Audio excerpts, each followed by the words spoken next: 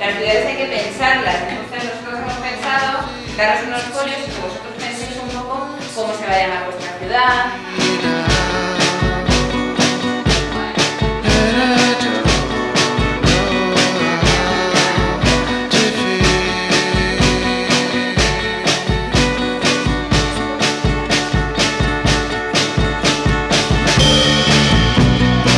El campo de fútbol, un banquillo, un palacio, un museo, un elefante, una flor, un puente, una casa y una estatua y un rey.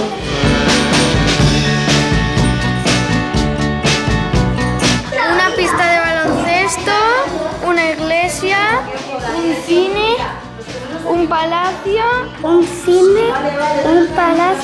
una farola, un puente y ya está. Better